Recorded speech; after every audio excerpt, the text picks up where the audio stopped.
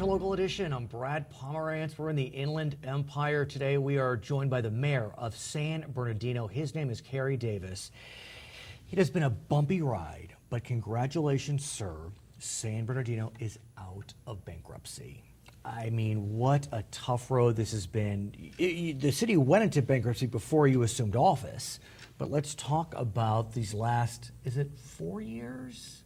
I'm in my fourth year right now. Right, but yeah. the But the city bankruptcy started in August of 2012. Wow, okay, so Right. about 5 years. Yeah, and then exited June 15th. Right, okay, so talk to us about how it's been since you've been the chief executive of your great city. So major challenges, as you know. Right. But the council and the community has been patient, and they have successfully negotiated that path. And I Right. think that the city is poised to come out stronger. And I would be remiss if I didn't mention, in the midst of this, the city suffered the worst terrorist attack in this region, December 2nd, 2015.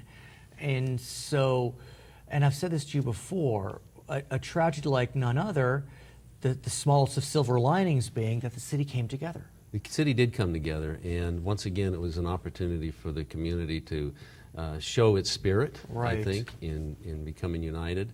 And there were some things that took place during that day that really solidified the importance of community engagement, because it was community engagement that really helped to allow the police to do their job so effectively. And I also think that given the uniform praise that the police received, and mind you, these are police that work for the city of San Bernardino as well as the county of San Bernardino, I think that in some ways made residents realize, you know what, we're not so bad.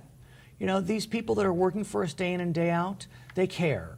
And I think that may have also kind of helped the city heal, push forward the positive steps towards bankruptcy exit. Do you agree? Well, I do think that there was some benefit to the community's follow-up in how the community handled it. As you know, we tried to make sure that there was no retaliation Right. against the community that was being targeted. Mm-hmm. And so you saw the opportunities unfold, and you saw the community and the police department be acknowledged for how well we managed that situation, because it could have turned into a much different Sure. outcome. Indeed. And it really has been something.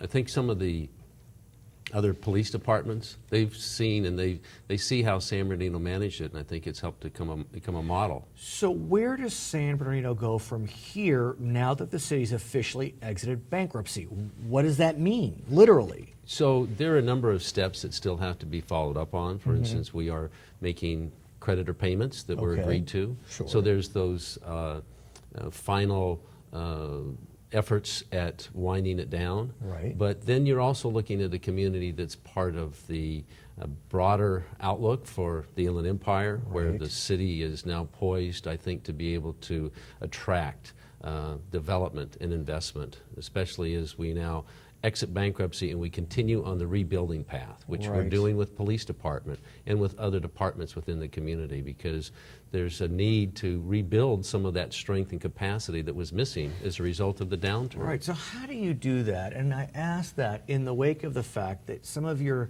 sister cities, Fontana, Rancho Cucamonga, I mean, they've had a good run.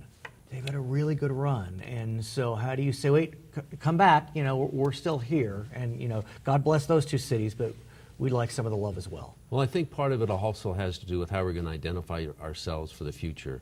What are the industries that we're going to want to attract? And what are they? And so, but not only the industries, but also those that we want to show that San Bernardino is a good place to raise a family. Right. And so part of that starts with the school district and improving those education outcomes, where the Okay. city now today has a higher graduation rate than the county, state, or federal average. Nice. And so that's one of the things that I think will be part of that rebranding of the city, but also there's an ongoing need to make sure that the resources are applied to the right priorities, which we've done. And so we had to make room in our budget to be able to apply resources with those, and so that's been the police department, and some of those other things are the foundational groundwork, which was changing the charter, which was very significant. Sure. And so even in spite of going through bankruptcy, we've been operating on all cylinders in terms of meeting the strategic initiatives that we put forward back in 2015. Let's talk about the kids, and in that vein, I want to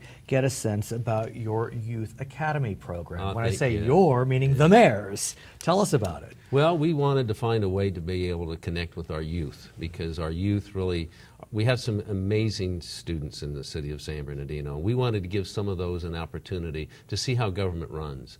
And so we started a program where they shadow the mayor for about 4 hours out of a day. And so I take What a treat. And they've loved it. I would have loved it as a kid. I'm a nerd. I would have loved to shadow the mayor. So we picked a venue which we thought would be exciting and interesting to them, and that was the Sheriff's Department, where they get to go take a look at helicopters taking off and landing, and actually get an opportunity to go and sit in them. And then afterwards they sit through that meeting of the commissioners that oversee the airport. And then we ask them to write an essay. And then we present them at the council meeting, and one of those will be chosen for a paid internship this summer. Fantastic. So we're looking forward to it. Continuing on our focus on kids, I want to talk about some parks, because it looks like you've opened, is it 1 or 2 parks? One. Bryce Haynes? Bryce Haynes. And John Cole Skate Park, is that part of Bryce? Right. Okay, explain. Correct.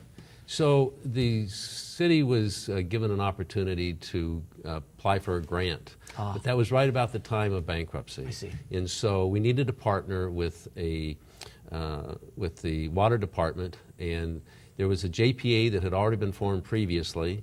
And Joint Powers Authority. Joint Powers Authority. And so that Joint Powers Authority had some changes that were put in to make sure that the park would be able to be included in that. I see. So as a result of that, the $5 million grant was then taken over by the JPA, which is membership is the City of San Bernardino and the Water District, the Valley Water District. And as a result of that, we were able to produce a beautiful park. It's really a high-tech park. It's got a splash pad. It's using the recycling the water to irrigate the lawns, so it reduces the water usage. There's there's an outdoor fitness center there. There's basketball and soccer. There's a climbing web.